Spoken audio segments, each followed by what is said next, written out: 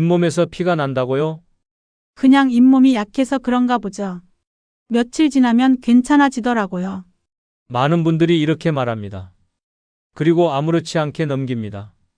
하지만 지금 이 말씀을 드려야겠습니다. 잇몸에서 피가 난다는 건 단순한 구강 문제가 아닙니다. 그건 어쩌면 당신의 심장, 혈관, 기억력, 그리고 수면까지 위협할 수 있는 조용한 염증의 시작일 수 있습니다. 서울 서초구에 사는 71세 조인규 씨는 평소 건강에 자신이 있었습니다. 고혈압은 있지만 운동도 꾸준히 했고 체중도 정상. 큰 병 없이 살아오셨죠. 그런데 요즘 따라 자꾸 기억이 헷갈리고 말이 꼬이고 갑자기 단어가 생각나지 않는 일이 많아졌습니다. 가족들은 혹시 치매 초기일까 걱정했고 결국 대학병원에서 정밀 검진을 받았습니다. 결과는 놀라웠습니다. 치매도 뇌졸중도 아니었습니다. 검진 결과 뇌 속에 미세한 염증 신호가 있었고 그 염증의 근원이 입안, 정확히 말해 잇몸에서 시작된 것이었습니다. 조 씨는 몇 년 전부터 이를 닦을 때 피가 조금씩 났지만 별다른 통증이 없으니 그냥 넘겨왔습니다. 그 작은 피 한 방울이 염증 세포를 타고 혈류를 거쳐 뇌를 공격하고 있었던 겁니다. 이제라도 치료를 시작해서 다행입니다. 그냥 넘겼다면 몇 년 안에 기억력 문제가 더 심각해졌을 수도 있어요. 믿기지 않으실 수도 있습니다. 하지만 전 세계 의료계는 지금 잇몸 질환을 전신질환의 위험 요인으로 분류하고 있습니다. 단순한 치아의 문제가 아니라는 말입니다. 실제로 중등도 이상의 치주질환이 있는 사람은 심장질환 위험이 2.5배, 뇌졸중 위험이 3배, 폐렴 발생률은 4배, 그리고 치매 위험도 눈에 띄게 높아진다는 연구가 있습니다. 왜 그럴까요? 잇몸병은 몸 전체에 염증을 일으키는 통로입니다. 잇몸 속에 숨어있는 세균은 그냥 거기서 끝나지 않습니다. 칫솔질로 건드릴 때 피가 나는 순간 그 세균과 염증 물질이 혈액을 타고 전신으로 퍼지기 시작합니다. 그리고 그 세균들은 혈관벽을 공격하고 심장의 염증 반응을 일으키며 심지어 뇌세포 기능을 떨어뜨립니다. 그런데도 왜 우리는 이걸 방치할까요? 이유는 단 하나입니다. 잇몸병은 통증이 거의 없습니다. 소리 없이 찾아오고 소리 없이 진행되며 소리 없이 우리 몸속을 무너뜨립니다. 나는 치아도 멀쩡하고 통증도 없는데. 이렇게 말씀하시는 분들 대부분은 이미 잇몸 속에서 염증이 조용히 자라고 있는 경우가 많습니다. 68세 김미정 씨는 치과 검진에서 치조골 잇몸 뼈의 40% 가까이 녹았다는 말을 들었습니다. 하지만 본인은 전혀 몰랐습니다. 그저 이가 약간 시큰할 때가 있다는 정도였죠. 그러다 어느 날 아무렇지 않게 사과를 베어 물다가 앞니 하나가 툭 빠졌습니다. 왜 이런 일이 생겼을까요? 염증은 통증보다 먼저 시작되기 때문입니다. 그리고 그 염증이 한 달, 두 달 방치되면 뼈를 갉아먹기 시작합니다. 그런데도 지금도 수많은 분들이 이렇게 말씀하세요. 피가 좀 나긴 하지만 그냥 칫솔이 좀 세게 닿아서 그런 거겠지. 이 말씀 너무나도 많이 듣습니다. 하지만 그런 판단이 5년, 10년 후 당신의 건강을 송두리째 흔들 수도 있다는 사실, 지금 이 순간 꼭 기억해 주셨으면 합니다. 그리고 잇몸병은 단지 치아를 흔들리게 만들고 빠지게 하는 것으로 끝나지 않습니다. 잇몸병은 몸의 균형을 무너뜨립니다. 한번 생각해 보세요. 이가 약해지면 음식물 섭취가 어려워집니다. 그러면 영양 섭취가 줄어들고 소화기관도 약해지고 체중이 줄고 면역이 떨어지고 기력도 함께 떨어지기 시작합니다. 그리고 이런 악순환이 반복되면 어느 순간 몸 전체의 활력이 꺼져버립니다. 실제로 노년기 영양실조와 우울감, 심장질환이나 당뇨 합병증의 시작점이 입안의 문제에서 비롯되는 경우가 아주 많습니다. 하지만 희망도 있습니다. 잇몸병은 조기 발견만 하면 충분히 멈출 수 있습니다. 그리고 그 조기 신호가 바로 잇몸에서 피가 나는 것입니다. 그 피를 무시하지 마세요. 그건 당신의 몸이 보내는 작은 구조 신호입니다. 나 지금 도와달라고 하고 있어요. 라는 말입니다. 지금 이 영상을 보고 계신다면 이미 변화의 첫 걸음을 내디딘 겁니다. 여기서 끝내지 마세요. 지금부터 함께 알아가 보겠습니다. 잇몸에서 피가 날 때 우리가 절대로 해선 안 되는 것, 그리고 반드시 지켜야 하는 관리법, 지금부터 제대로 알려드릴게요. 잇몸이 건강해지면 삶 전체가 다시 활기를 되찾습니다. 그리고 그것은 누구에게나 가능한 일입니다. 단, 오늘부터 시작하신다면요. 나는 양치 하루 3번씩 꼬박꼬박 해요. 잇몸이 좋지 않다는 이야기를 꺼내면 대부분 가장 먼저 이렇게 대답하십니다. 그리고 이렇게도 덧붙이시죠. 치과 갈 일은 없었어요. 따로 문제는 없거든요. 그런데 이상하죠. 그렇게 열심히 이를 닦았는데도 잇몸에서 피가 나고 시큰거리기 시작합니다. 음식을 씹다가 이가 시큰하다, 딱딱한 음식은 꺼려진다, 잇몸이 붓는다. 이런 증상들이 하나 둘 생기기 시작합니다. 왜 그럴까요? 결론부터 말씀드리면 잇몸병은 양치 횟수와는 거의 관계가 없습니다. 무엇을 놓치고 있었느냐, 어떻게 닦고 있었느냐가 전부입니다. 정영자 씨는 평생 자기관리에 철저한 분입니다. 식사 후 양치는 기본 하루 3번은 거르지 않았고 치약도 항상 잇몸 전용 제품을 썼다고 합니다. 하지만 최근 잇몸이 자주 붓고 이 사이에 음식물이 자꾸 끼어 불편해지면서 처음으로 치과를 찾게 되었죠. 검진 결과 놀랍게도 중등도 치주염이 이미 꽤 진행된 상태였습니다. 치조골 즉 치아를 붙잡고 있는 잇몸 속 뼈가 일부 녹기 시작했고 더 늦었다면 임플란트를 고려해야 할 상황이었습니다. 정 씨는 너무 당황하셨어요. 제가 관리를 안 한 것도 아니고 하루 3번 양치를 했는데 왜 이런 거죠? 그동안 열심히는 하셨지만 중요한 부분을 놓치셨습니다. 실제로 많은 분들이 이런 함정에 빠집니다. 양치 행위 자체는 반복하지만 중요한 건 닿아야 할 곳에 칫솔이 닿지 않고 있다는 것입니다. 그리고 그 가장 대표적인 사각지대가 바로 치아 사이입니다. 치아와 치아 사이, 잇몸 경계선 아래쪽, 어금니 안쪽 면, 혀 뒤편. 이런 곳들은 칫솔만으로는 거의 닿지 않습니다. 그러니 양치 습관이 오히려 잘못된 확신을 만들기도 합니다. 나는 열심히 하고 있으니까 괜찮을 거야. 하지만 그 사이에 세균과 플라그는 조용히 그리고 꾸준히 잇몸을 무너뜨리고 있는 것입니다. 이걸 잘 보여주는 또 다른 사례가 있습니다. 71세 최명수 씨는 양치를 매우 열심히 하시는 분입니다. 아침, 점심, 저녁은 물론이고 간식 후에도 꼭 이를 닦았다고 합니다. 그런데 1년 전부터 앞니 사이에 자꾸 음식물이 끼고 자고 일어나면 입냄새가 심해지면서 병원을 찾게 되었죠. 검사 결과 치아 사이 플라그와 잇몸 및 치석이 문제였습니다. 특히 치간 칫솔이나 치실을 한 번도 사용해 본 적이 없었다는 점이 결정적이었습니다. 그분이 하신 말씀이 지금도 기억에 남습니다. 나는 양치로 충분하다고 믿고 있었는데 내가 놓치고 있던 30%가 있었던 거네요. 맞습니다. 입안 세균의 70%는 칫솔로 제거가 가능하지만 나머지 30%는 도구 없이는 닿지 않는 곳에 숨어 있습니다. 이 30%가 문제입니다. 치간 칫솔과 치실은 선택이 아니라 필수입니다. 그리고 또 하나, 거울을 보며 닦기는 생각보다 매우 중요한 습관입니다. 69세 김지선 씨는 잇몸 건강을 회복한 대표적인 분입니다.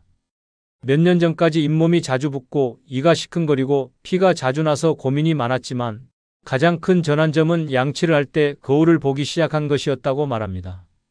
거울 없이 닦을 때는 늘 손에 익은 방식으로만 닦게 됩니다. 자주 닿는 부위만 반복되고 잇몸 경계나 치아 안쪽은 매번 빠지게 되는 거죠.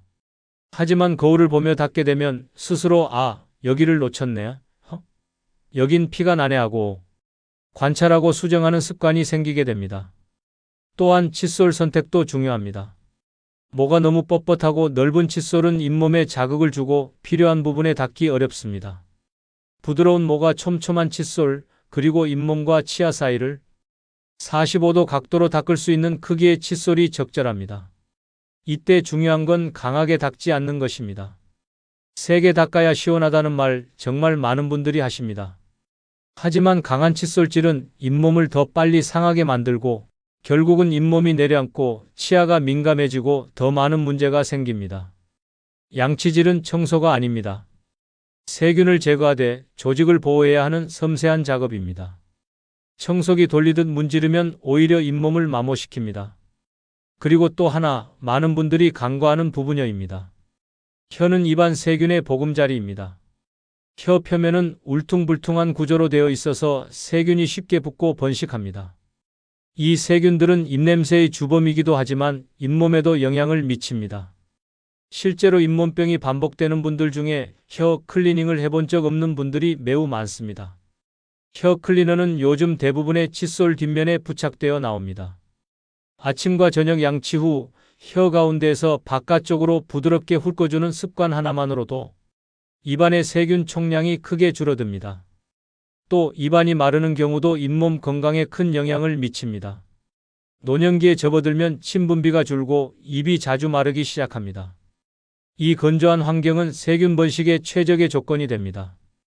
그래서 노년기에는 물 자주 마시기가 단순한 습관이 아니라 잇몸을 살리는 핵심 전략입니다. 그리고 또 하나, 무설탕 껌을 씹는 습관도 잇몸 건강에 도움을 줄 수 있습니다. 껌을 씹으면 침 분비가 촉진되면서 입안에 있는 세균을 씻어내고 산성 환경을 중화시켜줍니다. 특히 입이 마르기 쉬운 노년기에는 침이 자주 마르면 세균 번식이 활발해지는데 무설탕 껌은 침 분비를 자연스럽게 유도해 잇몸과 치아 건강 유지에 보조적인 역할을 합니다. 단, 당분이 있는 일반 껌은 오히려 해가 될 수 있으니 반드시 무설탕 제품을 선택하시는 것이 중요합니다. 무설탕 껌 특히 자일리톨 함유 제품은 타액 분비를 촉진하고 구강 내 pH를 안정시켜 세균 증식을 억제하는 데 도움을 줍니다. 대한치주과학회, 미국 치과협회 등에서도 보조적인 예방 습관으로 권장하고 있습니다. 양치를 하고 있음에도 불구하고 잇몸이 계속 나빠지는 이유, 그건 우리가 세심하게 관찰하지 않기 때문입니다.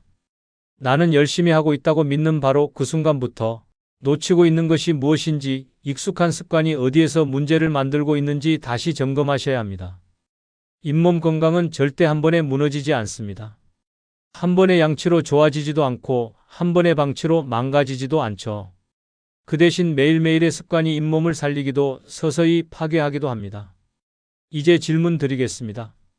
지금 여러분이 매일 하고 있는 그 양치, 정말 잇몸을 위한 양치 맞으신가요? 치간 칫솔이나 치실, 최근 한 달 사이에 한 번이라도 써보셨나요? 칫솔은 언제 바꾸셨나요? 거울을 보며 닦고 계신가요? 혀는 닦고 계신가요? 이 작은 질문들의 대답이 당신의 80대, 90대를 바꿉니다. 잇몸이 붓고 피가 나고 치아가 시큰거리기 시작하면 결국 병원을 찾게 됩니다. 그리고 많은 분들이 이렇게 생각하시죠. 이제 치료받았으니까 끝났다. 혹은 임플란트 하나 하면 뭐 평생 쓰겠지. 하지만 진실은 조금 다릅니다. 잇몸 치료는 출발점이지 도착점이 아닙니다.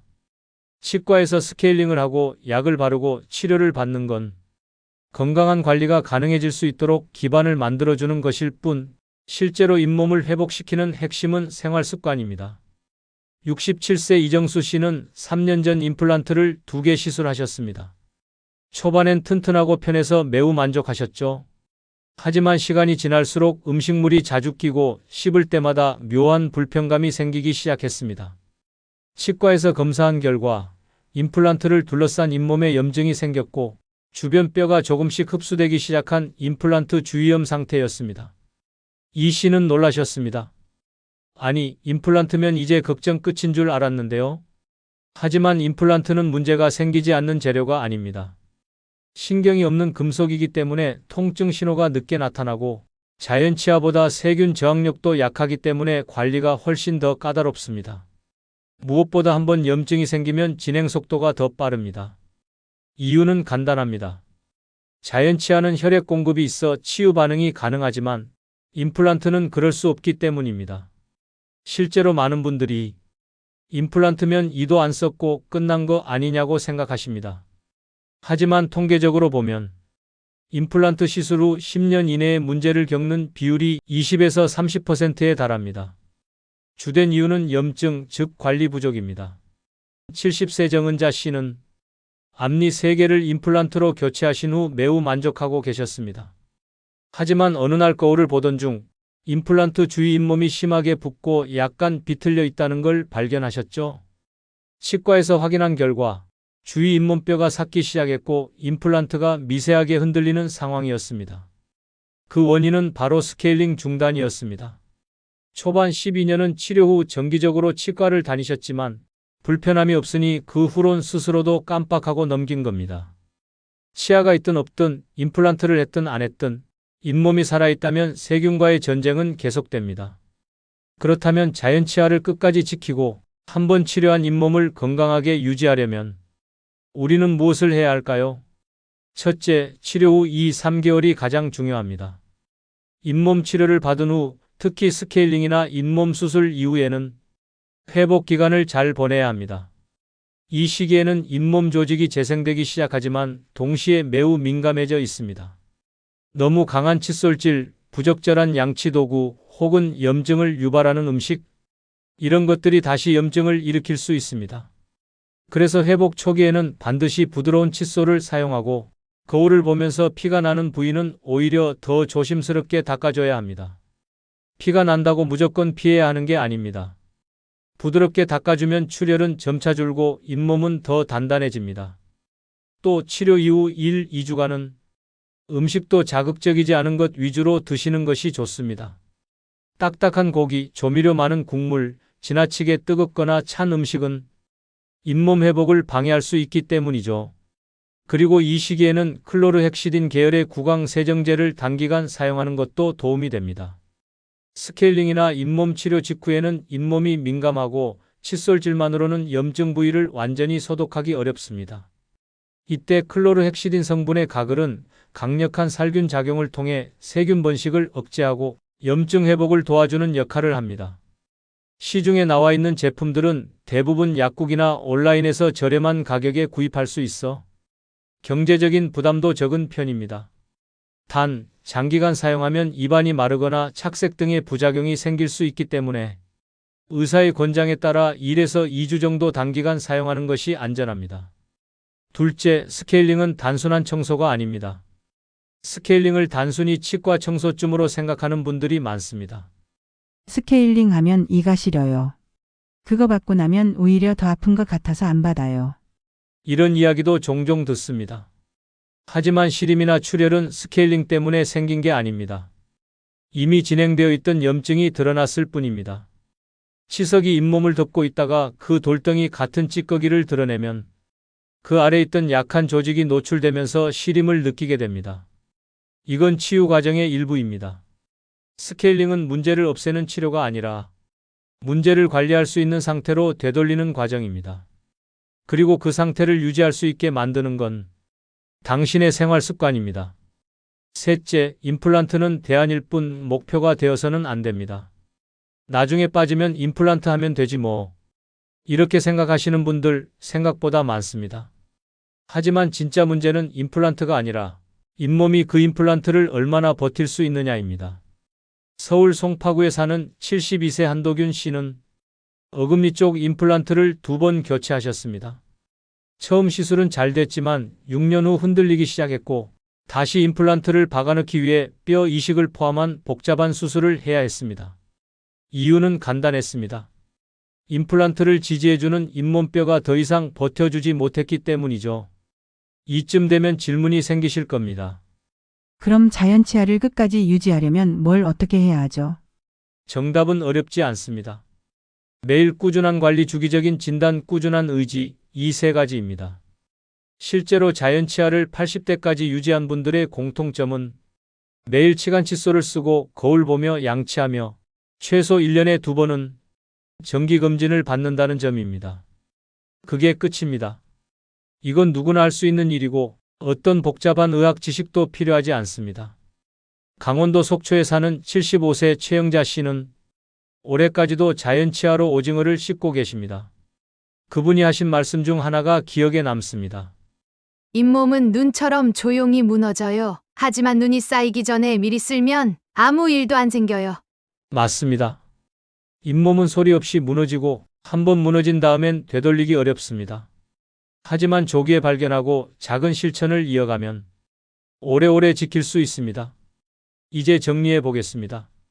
잇몸 치료는 끝이 아니라 시작입니다. 임플란트는 대체물이지만 자연치아만큼 강하지 않습니다. 생활 습관이 바뀌지 않으면 어떤 치료도 소용없습니다.